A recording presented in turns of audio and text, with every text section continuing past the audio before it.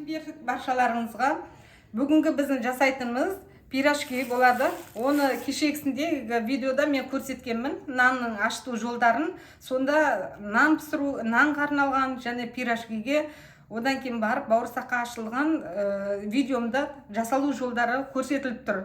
Сол жақтан қарап алсаңыздар болады. Ал енді жасайтын бүгінгі пирожкиміздің жасалу жолдарын мен көрсетіп кетейін. Кеше сіздерге айтқан болатын, холодильникке тоңазытқышқа салып қойдым деп. Соған міне шығарып дайындап қойдым.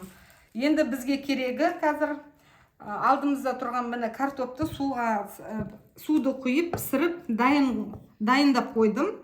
Осылай. Енді осыны қазір немен оқтаумен езіп, содан кейін барып жуамызды, екі дана жуамызды, оны отдельно қуырып алдым. Қуырып алдым да, енді қазір мына картопты езгеннен кейін осыны үстіне салатын боламыз. Қазір міне осы дайын тұрған картоп қоспасын езетін боламыз.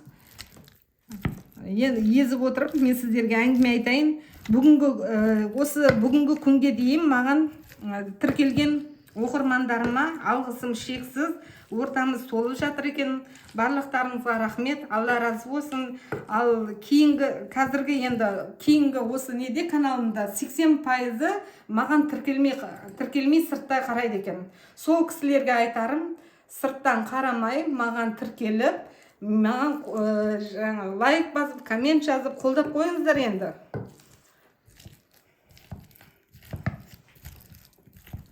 Міне езіп жатырмыз қазір.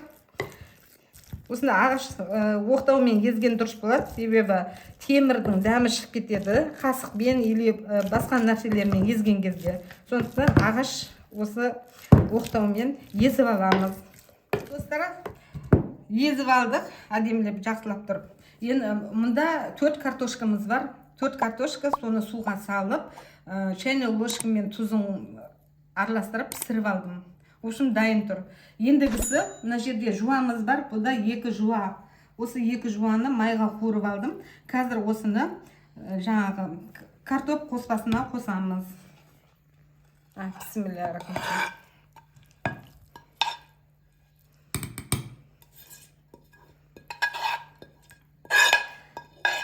Жуаны майдалап, осылай қуырып алып, сосын картошкеге қоссаңыздар, картоп дәмді болады.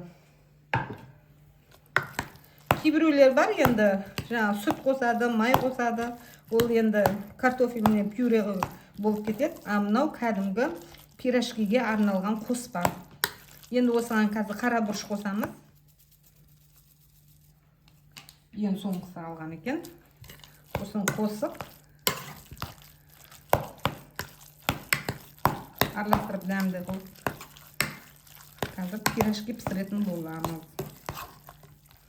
Міне дайын. Енді бұны бұлай қойып. Достар, мені бауырсағымызды шығарып дайындап қойдық. Мұны кешегісі видеода айтылған болатын. Бауырсақ видеосы сонда жазылған. Сол видеоға кіріп қарасаңыздар болады. Өйткені мен кешегісінде айтқан болатын. Тоңазытқышқа жартысын салып қоямыз деп. Енді осыны шығардым. Қазір осы арнайы пирожкиге осы пакетке салып шығарып дайындап қойып жатырмын. Көрмегендер болса, алдыңғы видеоларды қарасаңыздар болады. Енді осыларды қазір бөліктерге бөлеміз. Енді осылардың бәрін қазір домалақтап дайындаймыз. Осылай кішірейтіп, домалақтап дайындап қоямын.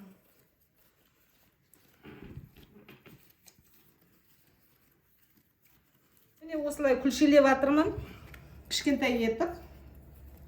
Енді шағын ғана отбасымызға, енді көп пісіріп жатқаным жоқ.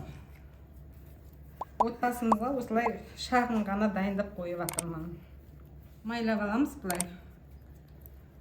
Майды жағып, осылай майлап аламыз.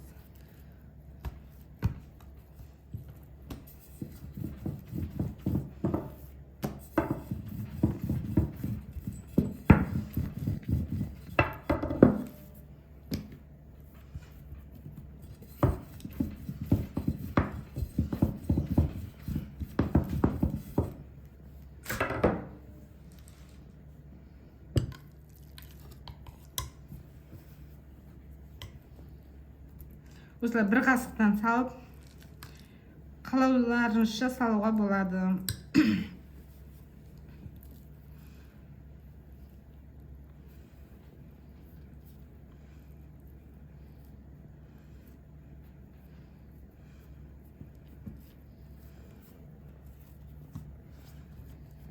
Формасын осылай керістіріп, әдемілеп, қолдарыңызбен басып жіберсеңіздер, әдемі болып шығады.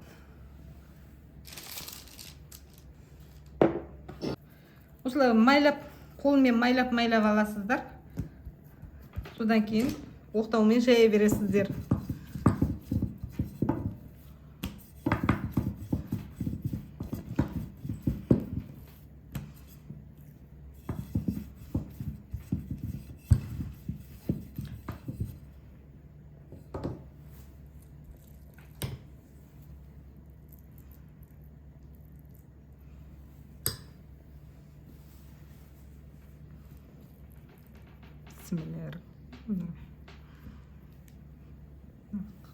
Шеттері қалып қойып тұр.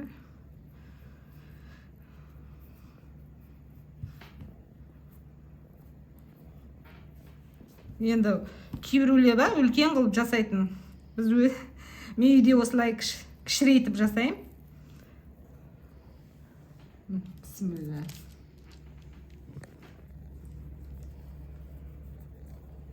Мені пирожкимізді түйіп, дайындап қойдық. Осылай неге жаңағы пергаментный бумагаға салып дайындап қойдық. Мына жұмыртқамыз, жаңағы бір түйір жұмыртқаның сарысын ғана осымен жағып шығам. Одан кейін қалауымша күнжіт себетін боламын. Ал енді достар, мен сіздерден өтінішім бар.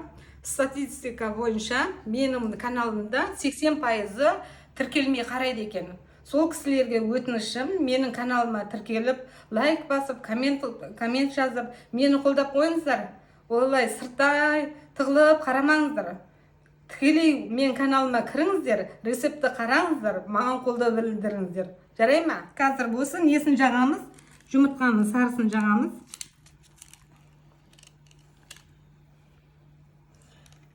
Бисмилля. Осылай бәріне жағып шығамыз сарысын. Айналасын сонда қып-қызыл болып піседі. Бұл жолы духовкаға пісірейін деп жатырмын. Алдында бір-екі оқырманым жазған екен, чудо печкеге сіз қалай пісіресіз, үсті қызарады, асты қызармайды деген сияқты. Оларға айтатыным, чудо печкінің спиралін ауыстырыңыздар. Жолдастарыңызға айтыңыздар, спиралін ауыстырсын. Енді осылай жағып, алды. Енді күнжітімізді жарысына ғана, осы оң жақ бетіне ғана себем. Кейбіреулер бар, күнжітті ұнататындарға осылай бір жарысын ғана сүйіп, пісіріп көрсететін боламын. Онда әдемі болып піссін. Міне дайын, қазір енді духовкаға саламыз. 45 минутқа қойып қойдым, 15 минут қыздырдым духовканың ішін. Енді 30 минутта пісу керек. Қазір духовканы ашатын боламын. 180 градус, 45 минутқа қойдық, 15 минут жаңа өткізіп алдық қой, енді 30 минутта пісу керек, асты үсті. Міне достар, уже белгі беріп жатыр, пісті деген. Қазір аламыз, духовкадан түсіреміз.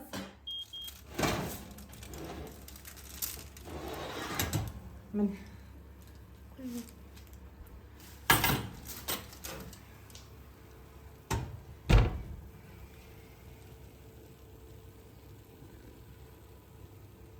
Достар, пирожкиміз дайын, пісіп, әдемі болып шықты.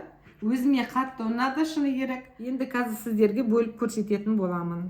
Бисмиллахиррахманиррахим. Ыстық. Пирожкиміздің буы бұрқырап тұр, көрдіңіздер ғой. Бисмилля. Дәмді. Жақсы шыққан. Өте күшті. Ас болсын барлықтарыңызға.